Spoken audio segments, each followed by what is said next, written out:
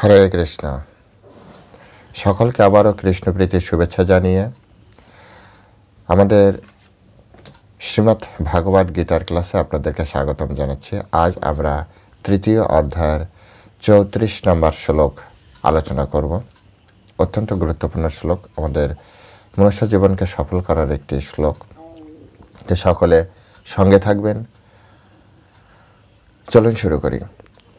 নম ওম বিষ্ণুপাদায় কৃষ্ণপ্রেষ্ঠায় ভূতলে শ্রীমতে ভক্তিবেদান্ত স্বামিনীতে নামিনে নমস্তে সরস্বতী দেবী গৌরবাণী প্রচারিণে নির্বিশেষ শূন্যবাদী পাশ্চাত্য দেশতারিণে বাঞ্ছাকল্পতরুর্ভশ্চ কৃপা সিন্ধুভ্যেব চ পতিতানাং পাবনেভ্যো বৈষ্ণবেভ্যো নমো নমঃ। জয় অনন্ত কোটি বৈষ্ণববৃন্দ কি জয়, শিল প্রভুপাদ কি জয়।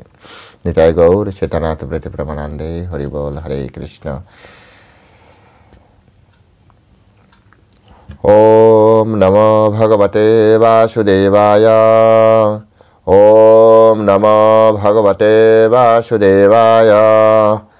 ওম নমো ভগবতে বাসুদেবায়।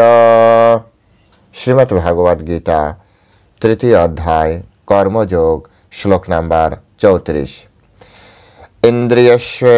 ইন্দ্রিয়স্বার্থে রাগো দেশো ব্যবস্থিতৌ তয়োর্ন বশমাগচ্ছেৎ তৌ হি অশ্ব পরিপন্থিনৌ।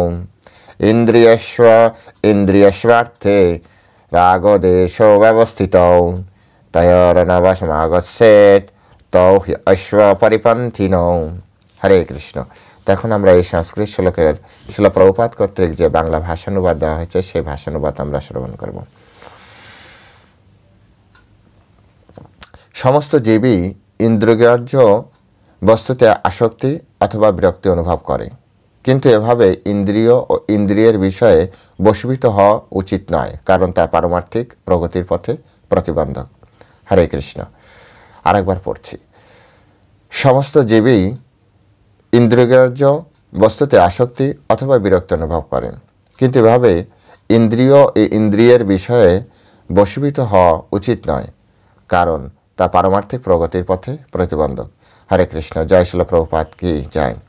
তো এখন আমরা শিল প্রভুপাদ কর্তৃক যে তাৎপর্য দেওয়া হয়েছে সেই তাৎপর্যের আলোকে এই শ্লোকটি আমরা বিচার বিশ্লেষণ হৃদয়ঙ্গমের চেষ্টা করব এবং আমাদের ব্যক্তিগত জীবনে এই শ্লোকটি কিভাবে কাজে আসে সেই বিষয়টা নিয়ে আমরা আলোচনা করব। আপনারা সকলে অত্যন্ত মনোযোগ দিয়ে শ্রবণ করবেন। শুরুতে একটা অনুরোধ করি, যারা এই চ্যানেলে প্রথম আজ দেখছেন আপনারা অবশ্যই চ্যানেলটি সাবস্ক্রাইব করবেন, একটা লাইক করবেন, আপনার বন্ধুদের ভিতরে শেয়ার করবেন। আপনার যে কোনো ধরনের প্রশ্ন আপনি কমেন্ট সেকশনে লিখবেন। কমসে কম হরে কৃষ্ণ লিখবেন যে আপনি শুনছেন। আর যারা রেগুলার এই ভিডিও শোনেন তাদের কাছে আমার বিশেষ অনুরোধ যে আসলে আমি এটা দেখতে চাইছি যে কতজন অন্তত কমসে কম রেগুলার আপনারা ভিডিওটা জানতে চাইছেন। তো আপনাদের জন্য আরও বিশেষ আরও কিছু ভিডিও অন্য বিষয় নিয়ে আসব। তো সেই জন্য আপনারা অবশ্যই হরে কৃষ্ণ লিখবেন। তো চলুন, এখানে আমরা খুব সুন্দরভাবে দেখতে পাচ্ছি যে সমস্ত জীবই ইন্দ্রিয়গ্রাহ্য বস্তুতে আসক্তি অথবা বিরক্তি অনুভব করে। পরমেশ্বর ভগবান শ্রীকৃষ্ণ, তিনি যে ভগবান পরমেশ্বর, এটি তার একটি প্রমাণ। তিনি সমস্ত জীব সম্পর্কে জানেন, সমস্ত জীবের ভালো মন্দ সম্পর্কে জানেন, সমস্ত জীবের মনোবৃত্তি সম্পর্কে জানেন। যেমন আপনারা যারা ভিডিও দেখছেন তারা সকলে আমার মনোবৃত্তি জানেন না। আপনারা যারা ভিডিও দেখছেন আপনাদের মনোবৃত্তি আমি জানি না, অথবা আপনার পাশের ব্যক্তিও আপনার মনে এই মুহূর্তে কী চলছে সেটা কিন্তু জানে না, কিন্তু ভগবান জানেন। এই হচ্ছে ভগবানের ভগবত্তা। তিনি বলছেন সমস্ত জীবই ইন্দ্রিয়গ্রাহ্য বস্তুতে আসক্তি অথবা বিরক্তি অনুভব করে। ইন্দ্রিয়গ্রাহ্য বিষয় মানে কি? ইন্দ্রিয়গ্রাহ্য মানে আমাদের ইন্দ্রিয়, এই যে 5টা ইন্দ্রিয় আছে, চক্ষু, কর্ণ, নাসিকা, ত্বক, জিহ্বা, এই 5টা ইন্দ্রিয়। এই ইন্দ্রিয়ের বিষয় কি? যেমন চোখের বিষয় হচ্ছে রূপ দর্শন করা, রূপ দর্শন করা। সৌন্দর্য দর্শন করা। এই সৌন্দর্য যখন খুব সুন্দর হয়, আমাদের মনের মতো হয় ছবিটি, তখন আমরা বারবার সেটি দেখতে পছন্দ করি। আর যখন আমাদের মনের বিপরীতে যায়, তখন আমরা খুব বিরক্ত অনুভব করি, চোখের সামনে দিয়ে যায় না, কারণ দেখলেই গা জ্বলছে, এরকম আসক্তি অথবা বিরক্তি অনুভব করি। চক্ষু, কর্ণ, আমাদের কান, দেখবেন খুব সুন্দর মিষ্টি শব্দ যদি আসে, তাহলে আমরা কি করি? আমরা সেটা শোনার জন্য চেষ্টা করি। কিন্তু কর্কশ শব্দ যখন হয়, তখন আমরা সেই শব্দটা আমাদের জীবনে বিরক্তি তৈরি করে, তাই আসক্তি বা বিরক্তি অনুভব করে। ঠিক একইভাবে নাসিকা, যদি সুন্দর স্মেল হয়, আমাদের মনের মতো স্মেল হয়, তাহলে সেক্ষেত্রে আমরা কি করি? সেটি বারবার ঘ্রাণ আস্বাদন করার চেষ্টা করি। কিন্তু যদি দুর্গন্ধ হয়, সুগন্ধ হলে বারবার, আর দুর্গন্ধ হলে সাথে সাথে সেটা পরিত্যাগ, বিরক্তি চলে আসবে, আসক্তি, বিরক্তি। চক্ষু, কর্ণ, নাসিকা, ত্বকে হচ্ছে স্পর্শ সুখ অনুভব করতে চায়। এটা হচ্ছে জীবের স্বাভাবিক নেচার। বলা হচ্ছে প্রত্যেকটা জীবেই, ভগবান এখানে বলছে প্রত্যেকটা জীবই আসক্তি অথবা বিরক্তি অনুভব করে, এটা স্বাভাবিক প্রগতি, স্বাভাবিক অবস্থা। তো ত্বক হচ্ছে স্পর্শ অনুভব করে, সেই জন্য দেখবেন রাস্তা দিয়ে হাঁটার সময় হাত ধরে হাঁটছে, কাঁধে হাত দিয়ে হাঁটছে। তো স্পর্শ অনুভব করতে চায়। একটা গাছের গায়ে তাও আবার হাত দিয়ে এরকম করে দেখে, দেয়ালের গায়ে হাত দিয়ে দেখে, স্পর্শ সুখ, প্রত্যেকটা বস্তুর স্পর্শ সুখ অনুভব করতে চায় ত্বক। একটা পাখি পালন করছে, পাখির প্রতিদিন এরকম করবে, গরুকে এরকম করবে, স্পর্শ সুখ। তো এগুলো হচ্ছে চক্ষু, কর্ণ, নাসিকা, ত্বক, জিহ্বার কাজ হচ্ছে স্বাদ আস্বাদন করা, রস আস্বাদন করা। যে খাদ্যের ভিতরে যে রস আসে, সেই স্বাদ বা রস আস্বাদন করা, এটি হচ্ছে জিহ্বার কাজ। তো যদি আমরা আমাদের পছন্দ মতো খাবার পাই, বারবার সেটা আস্বাদন করতে ইচ্ছা করে। যখন অপছন্দের খাবার হয়, তখন সেটা কি হবে? বিরক্তি আসবে। ভগবান এই কথাটাই এই লাইনে বলছেন। তা এর থেকেই আমাদের কখনো আমরা সুখ অনুভব করি, কখনো আমরা দুঃখ অনুভব করি। যদি আমাদের আসক্তির বিষয় হয়, অর্থাৎ যদি পছন্দের মতো বিষয়, তাহলে আসক্তি আসলে তারপরে কি হয়? আমাদের সাময়িক সুখ প্রদান করে। আর যদি আমাদের বিপরীত, আমাদের পছন্দের বিপরীত কোনো বিষয়, আমাদের ইন্দ্রিয় গ্রাহ্যের বিষয় চলে আসে, তখন আমাদের বিরক্তি অর্থাৎ রাগ হয়ে যায়, ক্রোধ তৈরি হয়। তো ভগবান বলছে এই যে অবস্থা, ডুয়ালিটি, দ্বন্দ্বভাব, এই দ্বন্দ্বভাব আমাদের ভিতরে থাকা উচিত নয়। কোনো জীবের ভিতরে, বুদ্ধিমান জীবের ভিতরে এটি থাকা কোনোভাবেই উচিত নয়। কেন উচিত নয়? ভগবান বলছে যে যদি আমার আপনার ভিতরে এই দ্বন্দ্বভাব থাকে, তাহলে আমরা পারমার্থিক প্রগতির পথে আমরা উন্নতি সাধন করতে পারবো না। কারণ এই দ্বন্দ্বভাব আমাদেরকে প্রতিবন্ধক তৈরি করে, পারমার্থিক প্রগতির পথে প্রতিবন্ধক তৈরি করে। তাই এগুলো কি করা উচিত? এগুলোকে সুন্দর ব্যালেন্স করে চলা উচিত।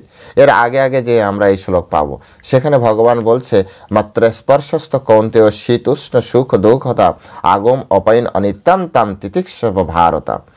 হে অর্জুন, সুখ এবং দুঃখ শীত এবং গ্রীষ্মের মতো আসে যায়। সুখ সারা জীবন কখনো আমাদের জীবনে থাকবে না, দুঃখ সেটিও কখনো নিরবিচ্ছিন্নভাবে চলতেই থাকবে এমন নয়। তো এটিকে সহ্য করো, তাম তিতিক্ষব ভারতা। তিতিক্ষব মানে সহ্য করো, হে অর্জুন তুমি সহ্য করো। তো ঠিক একইভাবে এখানে আমাদের পারমার্থিক পথে উন্নতির জন্য খুব বেশি আহ্লাদিত বা খুব বেশি দুঃখ, এই দুটি হচ্ছে আমাদের জন্য খুবই ক্ষতিকর। তাই পরমেশ্বর ভগবান বললেন যে এই যে অবস্থা, ইন্দ্রিয়ের প্রতি তোমার এত বেশি আসক্ত হওয়া উচিত না, ইন্দ্রিয়ের বিষয়ের প্রতি এত বেশি আসক্ত হওয়া উচিত না। এই দুটি আমাদেরকে কষ্ট প্রদান করবে। এই জগতে এমন একজন ব্যক্তিকে আপনি দেখাতে পারবেন না যে কৃষ্ণ ভক্ত নয়, এমন একজন ব্যক্তিকে দেখাতে পারবেন না যিনি অনেক কিছু তৈরি করেও 100% স্যাটিসফ্যাকশন নিয়ে এই জগৎ থেকে চলে গিয়েছেন। যে আমি অনেক কিছু করেছি, আর কিছু করব না, ব্যাস এইভাবে আমি স্যাটিসফাইড। কেউ না। রাবণ পারেনি, কংস পারেনি, কুম্ভকর্ণ পারেনি, হিরণ্যকশিপু পারেনি, হিরণ্যক্ষ পারেনি, এরা কেউ পারেনি। তো এসব তো বড় বড় ফিগার, যারা ত্রিলোক শাসন করেছে, বড় বড় অসুর ত্রিলোক শাসন করেও তারা সন্তুষ্ট হতে পারেনি। ইন্দ্রিয়ের বিষয় কত কি প্রদান করেছে, ইন্দ্রিয়ের ভোগ্য বিষয় তারা গ্রহণ করেছে, কিন্তু তাদের ভিতরে স্যাটিসফ্যাকশন আসেনি। আমাদের যে ভারতবর্ষে যে সকল মিলেচ্ছ যেমন রাজা এসেছে তারাও তো অনেক কিছু ইন্দ্রিয়ের বিষয় ভোগ করেছে, কিন্তু তারা স্যাটিসফাইড ছিল না। ইতিহাস সাক্ষী, আপনারা ইতিহাস পড়ে দেখতে পারেন। তো এটা সাধারণ যে ইন্দ্রিয়ের বিষয় দিয়ে ইন্দ্রিয়কে কখনো আপনি স্যাটিসফাইড করতে পারবেন না। শিল প্রভুপাদ প্রায় জায়গায় একটা সুন্দর উদাহরণ দেন, আগুনকে কখনো ঘি ঢেলে নেভানো যায় না। হ্যাঁ, ঘি আপনি ঢেলে যে আপনি ঘি ঢেলে দিচ্ছেন, আগুন নেভে যাবে না, আগুন আরও দাউ দাউ করে দেবে, আরও দাউ।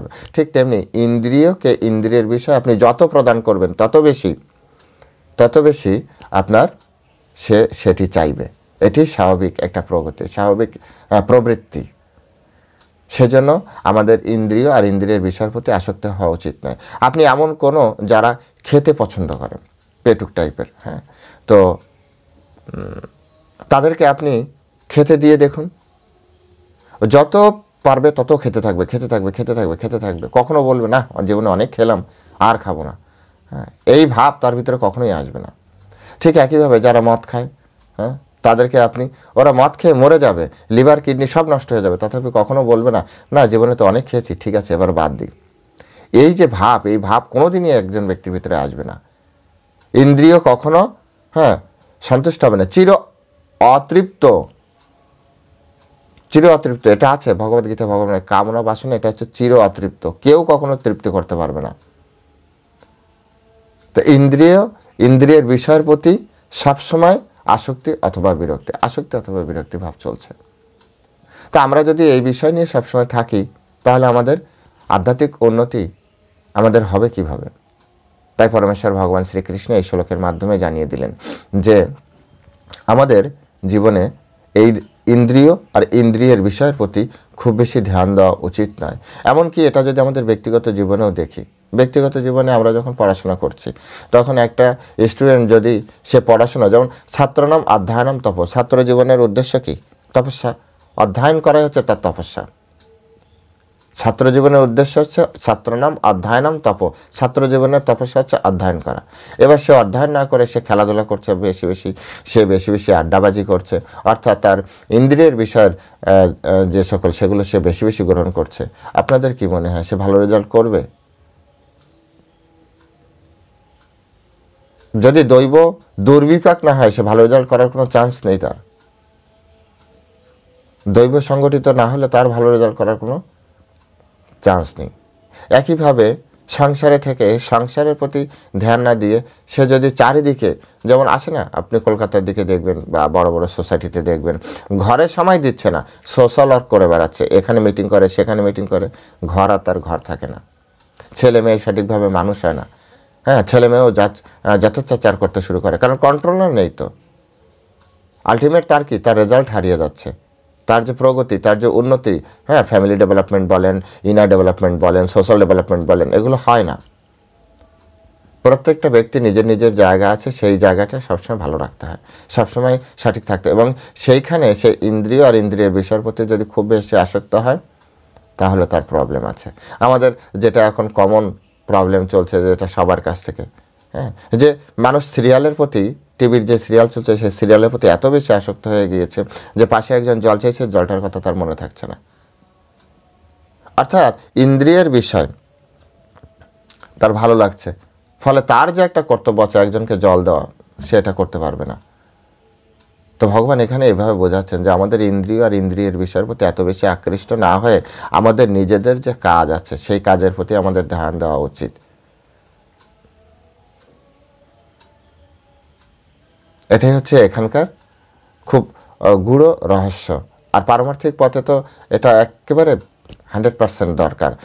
তো শিল প্রভুপাদ এটাকে ভক্তি বেদান্ত তাৎপর্য খুব সুন্দরভাবে ব্যাখ্যা করছে যে যাদের মনে কৃষ্ণ ভাবনার উদয় হয়েছে, একমাত্র কৃষ্ণ ভাবনার উদয় হলে তারা কি করতে পারে, তারা এই আপনার যে ইন্দ্রিয় আর ইন্দ্রিয়ের বিষয়ের যে আসক্তি অথবা বিরক্তি, সেখান থেকে তারা, হ্যাঁ, যারা পূর্ণরূপে উদয় হচ্ছে তারা তো পূর্ণ মুক্ত, তাদের আর ইন্দ্রিয় তাদের বিক্ষুব্ধ হয় না, ইন্দ্রিয় বিষয়ের প্রতি তাদের আসক্তি থাকে না। এটা আমাদের একেবারে সামনেই আমরা দেখতে পাই। প্রত্যেকটা ইসকন ভক্তের সাথে আপনারা করতে পারেন, এটা প্র্যাকটিস করতে পারেন। যে অনেকে এরকম চা খেত, হ্যাঁ, অনেকে মাছ মাংস খেত এর আগে, ইসকনে জয়েন করার আগে, কিন্তু ধীরে ধীরে তার কি হয়ে গেল, হ্যাঁ, ইসকনের দীক্ষার আগেই সে চা ছাড়ান দিয়েছে, সে মাছ মাংস ছাড়ান দিয়েছে। এটা কেন হলো? এটা হওয়ার পিছনে কারণ কি? এটা হওয়ার পিছনে কারণ হচ্ছে সে কৃষ্ণ ভাবনামৃত গ্রহণ করা। যখনই কৃষ্ণ ভাবনামৃত গ্রহণ করেছে তখনই তার এই যে ইন্দ্রিয় আর ইন্দ্রিয়ের বিষয়ের প্রতি যে আসক্তি, সেগুলো ধীরে ধীরে কমতে শুরু করেছে। যত বেশি কৃষ্ণ ভাবনায় উন্নত হবে তত বেশি তার এগুলো পরিষ্কার হতে শুরু করবে। আর এই কথাই ভগবদ্গীতা ভগবান বলেছেন, দৈবীহেষা গুণময়ী মম মায়া দূরত্বয়া মামেব য প্রপদ্যন্তে মায়ামেতম তরন্তিতে। এই যে ত্রিগুণাত্মিকা মায়াশক্তি, সত্য রজ তম গুণের এই যে ত্রিগুণাত্মিকা মায়াশক্তি, এটা অতিক্রম করা অত্যন্ত দূরতিক্রমণীয়, হ্যাঁ, ইম্পসিবল টু ওভারকাম, এরকম অত্যন্ত অত্যন্ত দূরতিক্রমণীয়। কিন্তু খুব সহজে তার পরের লাইনে উত্তর দিচ্ছেন, হ্যাঁ, মামেও যে প্রপদ্যন্তে, কেউ যদি আমার চরণে আত্মসমর্পণ করে, কৃষ্ণ বলছে আমরা যদি কৃষ্ণের চরণে আত্মসমর্পণ করি, মায়ামে ইতম তরন্তিতে, তাহলে মায়াটাকে আমরা তরিয়ে যেতে পারবো, আমরা উদ্ধার হয়ে যেতে পারবো। মায়া আমাদের উপরে আর তেমন কাজ করবে না, মায়া আমাদেরকে ইয়ে করতে পারবে না। তাই শাস্ত্রে বলা হচ্ছে যে একজন ভক্ত বা একজন কৃষ্ণ ভাবনামৃত ব্যক্তির জন্য এই যে সংসার সমুদ্রটা কীভাবে পার হতে পারে জানেন? সংসার সমুদ্র মানে কত বড়, হ্যাঁ, সেটাকে এপাশ থেকে ওপাশে দেওয়া কত কষ্টদায়ক। কিন্তু এই সংসার সমুদ্র যেটা আরও বেশি জটিল, তো সংসার সমুদ্র তখন গোষ্পদ জলের মতো হয়ে যায়। অর্থাৎ একটা, অনেকে যারা এই গ্রামের দিকে যাদের বাড়ি, মানে বর্ষাকালে মাঠে গরুতে পা দিলে বর্ষাকালে যতটুক জায়গা হয় যে জল ধরে, ততটুক জায়গা এই সংসার সমুদ্র একজন কৃষ্ণ ভক্তের কাছে। তো ওটাকে পার হয়ে যাওয়া একজন ব্যক্তির কাছে কি খুব বেশি কঠিন কাজ? খুব বেশি কঠিন কাজ কিন্তু নয়। তো ঠিক তেমনি বলা হচ্ছে যে এই যে ত্রিগুণাত্মিকা মায়াশক্তি, যেটা সাধারণের কাছে সমুদ্র স্বরূপ, সেটা একজন কৃষ্ণ ভাবনামৃত ব্যক্তির কাছে গোষ্পদ জলের মতো। তো এখানে আমাদেরকে অবশ্যই কৃষ্ণ ভাবনামৃত গ্রহণ করা উচিত। কৃষ্ণ ভাবনামৃত গ্রহণ না করলে না আমাদের বাস্তবিক আমাদের জীবনে কখনো সফলতা আসবে, না আমাদের পারমার্থিক জীবনে কখনো সফলতা আসবে। সফলতা দু ধরনের একজন ব্যক্তির থাকা উচিত। একটা হচ্ছে ম্যাটেরিয়াল ওয়ার্ল্ডের সফলতা, আর একটা হচ্ছে স্পিরিচুয়াল ওয়ার্ল্ডের সফলতা। যদি শুধু ম্যাটেরিয়াল ওয়ার্ল্ডের সফলতা হয় তো জীবনে আপনার অন্তিমে কিছুই পেল না সে। কারণ সনাতন ধর্ম অনুযায়ী আমাদের জন্মের পর, আমাদের মৃত্যুর পরে আবার জন্ম হয়। তো এই জীবনে যারা যত বেশি মেটেরিয়াল অ্যাসেট করেছে, হ্যাঁ, আসক্তিযুক্তভাবে, তারা পরবর্তী জীবনে অবশ্যই কুকুর বিড়াল এগুলো হয়ে, কারণ ওইটার প্রতি আসক্তি থাকবে। আর আসক্তি থাকলে শাস্ত্রে বলা হচ্ছে যে ওইখানেই তার জন্ম হবে। এবং ওটা এমন নিচু স্তরে, যেহেতু সে মানুষের মতো আচরণ করেনি। মানুষের মতো আচরণ মানে কৃষ্ণ ভাবনামৃত ধার্মিক আচরণ আমাদের শাস্ত্র মতে। কেউ যদি শাস্ত্র মানে তার কাছে দুঃখিত, আমি হাত জোর করে ক্ষমা চাইছি। কিন্তু কেউ যদি শাস্ত্র মানে তার জন্য এটা সত্য, এটাকে আমাদের বিশ্বাস করতে হবে। তাই ভগবান আমাদেরকে এইভাবে বললেন যে তোমরা ইন্দ্রিয় আর ইন্দ্রিয়ের বিষয়ের প্রতি আসক্তি বা বিরক্তি না হও, হ্যাঁ, তাহলে তোমাদের পারমার্থিক প্রগতির পথে তোমাদের উন্নতি হবে। শিল প্রভুপাদ তাই বলছে, কৃষ্ণ ভাবনামৃত না হওয়া অবধি আমাদের এটা কোনোভাবেই আমাদের সম্ভব নয়। আর যদি আমরা কৃষ্ণ ভাবনামৃত গ্রহণ করতে পারি তাহলে আমাদের জীবন হবে কি অত্যন্ত সুশৃঙ্খল জীবন হবে, সুশৃঙ্খল জীবন। কৃষ্ণ ভাবনামৃত একজন পারফেক্ট, কৃষ্ণ ভাবনামৃত জীবন মানে একটা পারফেক্ট জীবন। আমরা ছোটোবেলা থেকে শুনেছি early to bed, early to rise, keep body healthy, wealthy and wise. কিন্তু আমরা দেখুন বর্তমান সময় late to bed, late to rise হয়ে গিয়েছে। যখন আমরা সূত্র উল্টে দিয়েছি তখন আমাদের জীবনের প্রাপ্তিও উল্টে গিয়েছে। আমরা আগে কি পড়েছি? Early to bed, early to rise, তাড়াতাড়ি ঘুমান, তাড়াতাড়ি ওঠেন। তাহলে কি হবে? Keep body healthy, wealthy and wise. যখন আপনি প্রথম লাইন উল্টে দিয়েছেন late to bed, late to rise, তখন keep body unhealthy, unwealthy, unwise. খুব সুন্দরভাবে এটা বোঝা যায়। প্রিন্সিপাল উল্টালে আমাদের জীবনে তার প্রাপ্তি উল্টে যাবে। তো এখন আপনারা কি চান? এই জগতে উল্টো কিছু চান না, আমাদের উচিত ভালো কিছু চাওয়া। তাই সুশৃঙ্খল জীবনের জন্য আমাদের কৃষ্ণ ভাবনাময় জীবন অবশ্যই গ্রহণ করা উচিত।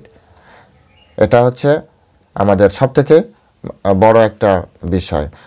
অনেক সময় কি হয় যে যারা কৃষ্ণ ভাবনায় নবীন, কৃষ্ণ ভাবনায় নবীন, যেমন আমার মতো যারা আছে, যারা নবীন, তাদের ক্ষেত্রে কি হয়? হ্যাঁ, তারা কি পূর্ণরূপে একেবারে আসক্তি থেকে মুক্ত না? কিন্তু তাহলে কি হচ্ছে? তাদেরকে বাঁচানোর উপায় কি? শিল প্রভুপাদ বলছে শাস্ত্রকে মেনে চলা। শাস্ত্রকে মানতে মানতে ধীরে ধীরে অভ্যাস হয়ে যাবে। যেমন এটা কেন আমাদের এই ভোগ প্রবৃত্তি থাকে? যেহেতু আমরা সনাতন ধর্মে বিশ্বাসী, সনাতন ধর্মে জন্মান্তরবাদ তত্ত্বটি মানতেই হয়। তো জন্মান্তরবাদ মানে আমাদের অনেকবার জন্ম মৃত্যু হয়েছে, তো অনেক জীবনে আমরা শুধু ভোগ করেই এসেছি, লাখো জন্ম ধরে, অনন্তকাল ধরে আমরা শুধু ভোগ করছি। তো ভোগ করতে করতে ভোগ করার একটা টেন্ডেন্সি তৈরি হয়েছে, স্বাভাবিক প্রবণতা ভোগের প্রতি। তো এর থেকে বেরোনোর উপায় কি? বেরোনোর উপায় হচ্ছে শিল প্রভুপাদ বলছে শাস্ত্রকে, হ্যাঁ, শাস্ত্রের নির্দেশ অনুযায়ী আমাদের চলা উচিত, শাস্ত্রকে সামনে রেখে আমাদের চলা উচিত বর্তমান সময়। আর এটাও ভগবান শ্রীকৃষ্ণ ভগবদ গীতা বলেছেন, তস্মাৎ শাস্ত্রম প্রমাণন্তে কার্য অকার্য ব্যবস্থিত গাথা শাস্ত্র বিধানোক্তম কর্তব্য কর্ম আহর্ষে। কর্তব্য এবং অকর্তব্য নির্ধারণের শাস্ত্রই তোমার প্রমাণ। তাই শাস্ত্রবিধানে উক্ত কর্ম সম্পর্কে জেনে সেটা করতে যোগ্য হও। খুব সুন্দরভাবে আপনি কি খাবেন কি খাবেন না, কি করবেন কি করবেন না, কোথায় যাবেন কি যাবেন না, কি করা উচিত কি করা উচিত না, কি ধরনের ব্যবহার করা উচিত কি উচিত না, সব কিছু শাস্ত্রে আছে। আপনি কি ধরনের আচরণ করবেন অপরের সাথে, তাও আমাদের শাস্ত্রে লেখা আছে। আপনি কি খাবেন সেটিও আপনার লেখা আছে।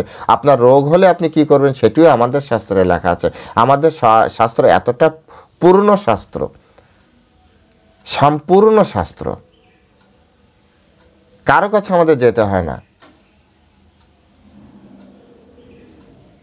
শুধু আমরা বই পড়া ছাড়ান দিয়েছি, আমরা শাস্ত্র অধ্যয়ন করা ছাড়ান দিয়েছি।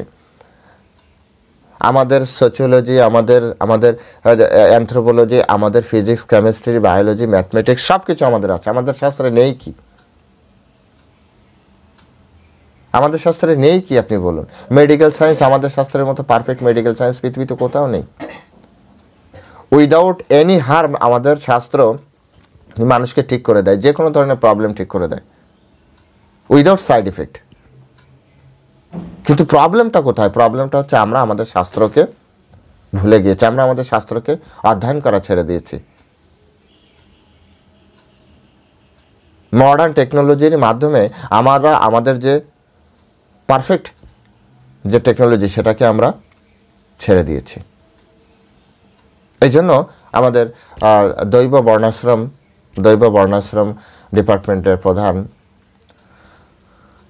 ভক্তি রাঘব স্বামী গুরু মহারাজ, ওনার ডিপার্টমেন্টে একটি খুব সুন্দরভাবে একটা বই পাওয়া যায়, মডার্নিটি কিলস আওয়ার সিভিলাইজেশন। বইটা আপনারা যদি ইসকনে আসেন সংগ্রহ করবেন, পড়বেন কিভাবে মডার্নিটি কিলস আওয়ার সিভিলাইজেশন, কিভাবে আমাদের এই বর্তমানে সভ্যতাকে ধ্বংস করে দিচ্ছে। তো শাস্ত্র পড়ুন, শাস্ত্রের ভিতরে, শাস্ত্রের আলোকে জীবনযাপন করুন। শাস্ত্রের ভিতরে সব কিছু আছে। হ্যাঁ, শাস্ত্রে কিছু জিনিস আছে যেটা কোডিং ভাষায় লেখা, হ্যাঁ, সেটাকে আপনার কানেক্ট করা অনেক সময় সকলের জন্য সম্ভব হয় না। আর যখন কানেক্ট করতে না পারে তখন তার কাছে মনে হয় না, এটা পড়ে আমার জীবনের কিছু হবে না, আমি বেকার সময় নষ্ট করছি ওর থেকে। আরে পৃথিবীর সব থেকে মোটিভেশনাল, হ্যাঁ, যদি কোনো থটস থাকে ভগবদ গীতা। অর্জুন তো যুদ্ধ করতেই চায়নি, হাত পা কেঁপে কেঁপে, তারপর চোখে জল ফেলতে ফেলতে একেবারে, হ্যাঁ, সে ছাড়ান দিয়েছিল যে আমি যুদ্ধ করব না। সেখান থেকে উজ্জীবিত করে কৃষ্ণ তাকে যুদ্ধ করিয়েছে। তা কতটা গভীর জ্ঞান দিলে একজন ব্যক্তি ভিতর থেকে এই ধরনের বড় ফাইটার হয়ে যায়। বাইরে মোটিভেশনাল ট্রেনিংয়ের দরকার আছে, কেউ প্রত্যেকে যদি গীতা পড়ে, সব কিছু এর ভিতরে আছে। কিন্তু ওই যে কোডিং ভাষায় আমাদের কানেক্ট করার মতো ক্ষমতা থাকতে হবে। আর যদি আমাদের ভিতরে ক্ষমতা থাকে ভালো, তা নাহলে যাদের ভিতরে ক্ষমতা আছে, গুরু পরম্পরা ধারায় যারা এই জ্ঞান পেয়েছে তাদের কাছ থেকে আমাদের গ্রহণ করতে হবে, শিখতে হবে। তাহলে আমরা অবশ্যই সুন্দরভাবে আবার পেয়ে যাব, খুব সুন্দরভাবে পেয়ে যাব।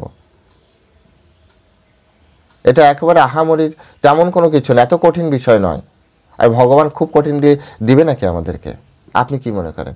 কোনো টিচার এমনভাবে কি পড়ায় যে স্টুডেন্ট কখনোই বুঝতে পারবে না? কোনো টিচার এমনভাবে কি পরীক্ষার সময় প্রশ্ন করে, আপনাদের কি মনে হয় যে স্টুডেন্ট সব ফেলই করবে? এই চিন্তা করে কখনো প্রশ্ন করে? টিচার পারে, চাইলে করতে পারে, এমন এমন প্রশ্ন করে, কারণ টিচার তো সারা বছর ধরে পড়িয়েছে আমাদেরকে, তাই না? তো পড়ানোর পরে টিচার জানে যে আমাদের আমাদের প্লাস পয়েন্ট কোথায়, আমাদের মাইনাস পয়েন্ট কোথায়।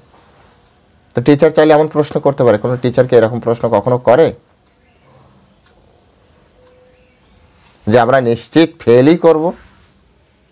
ঠিক তেমনি কৃষ্ণ গীতা বা আমাদের এই যে শাস্ত্রগ্রন্থ, বেদব্যাসের মাধ্যমে আমাদেরকে কেন এমন শাস্ত্র দিবে যে শাস্ত্র আমাদেরকে আমরা বুঝতেই পারবো না। অনেকে আমরা যখন গীতা প্রচার করতে যাই, মানুষের ভিতরে এই একটা টেন্ডেন্সি থাকে, গীতা বুঝতে পারবো না। আরে ভাই, গীতা পড়ে দেখো তো, তোমার এই হাবিজাবি ক্লাসের স্কুল কলেজের বই থেকে অনেক সহজ সরল ভাষায় লেখা গীতা। আমরা যে অ্যালজেব্রা, আমরা সূত্র এ স্কোয়ার প্লাস বি স্কোয়ার, এ প্লাস বি হোল স্কোয়ার, এই যে সূত্রগুলো আছে, এ আমাদের জীবনে প্র্যাকটিক্যাল লাইফে আপনার কোন কাজে লাগে আপনি বলুন? বাস্তব জীবনে কোন কাজে লাগে আপনার? এই যে অ্যালজেব্রার যত যত সূত্র আপনি মুখস্থ করেছেন, ফিজিক্সের যত যত সূত্র আপনি মুখস্থ করেছেন, আপনি ওটা পড়ানো বাদ দিয়ে আপনি আপনার ব্যক্তিগত জীবনে এটা প্রয়োগ করে দেখান তো, যে আমার ব্যক্তিগত জীবনে এটা এইভাবে কাজে লেগেছে। আপনার সকাল থেকে ঘুমানো অবধি সূত্র আপনাকে শেখাবে না আপনি কেমন আচরণ করবেন, সূত্র আপনাকে শেখাবে না কিভাবে আপনি ব্রাশ করবেন, সূত্র আপনাকে একটা জমিতে যে আপনার ফসল উৎপাদন করতে শেখাবে না। এরকম হাবিজাবি অনেক বিষয় আছে যেগুলো আমরা রেগুলার আমাদের ভিতরে ঢুকাচ্ছি, কিন্তু এই জ্ঞান, গীতার জ্ঞান প্র্যাকটিক্যাল লাইফে আসে। এই জন্য তো ভগবান বলেছেন রাজবিদ্যা রাজগুজ্জম পবিত্র মেদম উত্তমম। এটা হচ্ছে বিদ্যার ভিতরে শ্রেষ্ঠ কেন? কারণ এটা প্র্যাকটিক্যাল। রাজগুজ্জম অত্যন্ত গোপনীয় জ্ঞান, এটাই হচ্ছে আমাদের একটা সব থেকে মাইনাস পয়েন্ট, যে এই জ্ঞান গোপনে আছে, এটা অ্যাভেলেবেল না। অ্যাভেলেবেল আপনি যদি চান তবে অ্যাভেলেবেল, তা না হলে এই গীতার জ্ঞানটা পুরো হাইড করা আছে, চোখের সামনে থাকবে কিন্তু হাইড করা থাকবে। তো কিভাবে এটাকে আমরা আনলক করতে পারি? যদি আমরা গুরু পরম্পরায় এই জ্ঞান গ্রহণ করি, তবে আমাদের সামনে এই জ্ঞান আনলক হবে, আদারওয়াইজ লক থাকবে। এই জন্য তো গীতা নেই এমন কোনো ঘর নেই। আপনি দেখুন আপনার আশেপাশে, গীতা নেই এমন কোনো ঘর নেই, কিন্তু সকল মানুষের আচরণ কেন এক নয়? আবার গীতা পড়ছে অনেকে, তো তাদের মধ্যে সকলের আচরণ কেন এক নয়? এগুলো আমাদের বিচার করতে হবে, বুঝতে হবে, এগুলো বোঝা দরকার। তার মানে গীতা সকলে গুরু পরম্পরায় সঠিকভাবে পড়ছে না। গীতা শ্লোক এক, গীতা এক, তো আমাদের ভাবধারা, আমাদের চেতনা কেন আলাদা আলাদা হবে? আমরা সঠিকভাবে গুরু পরম্পরা দ্বারা জ্ঞান পাচ্ছি না। এই জন্য এইখানের এই ক্লাসে এগুলো খুব সুন্দরভাবে আপনার বোঝানো হচ্ছে, আপনারা খুব সহজভাবে এগুলো বুঝতে পারবেন, খুব সহজভাবে বুঝতে পারবেন। প্রত্যেকটা শব্দ সুন্দরভাবে ভেঙে ভেঙে এখানে বোঝানো হচ্ছে। তো আশা করছি আপনারা সকলে এই ক্লাস শুনবেন এবং আপনার বন্ধুবান্ধব আত্মীয় স্বজনের কাছে এই ক্লাসগুলি শেয়ার করবেন। যারা সাবস্ক্রাইব করেননি তারা সাবস্ক্রাইব করবেন। আর আপনাদের যারা শুনছেন তারা অবশ্যই একটু হরে কৃষ্ণ লিখবেন। অবশ্যই হরে কৃষ্ণ লিখবেন। তো হরে কৃষ্ণ, সকলে ভালো থাকবেন। জয় শিল প্রভুপাদ। আমাদের নেক্সট ক্লাসে আপনাদের সাথে আবারও কথা হবে। ততক্ষণ পর্যন্ত আপনারা সকলে ভালো থাকবেন।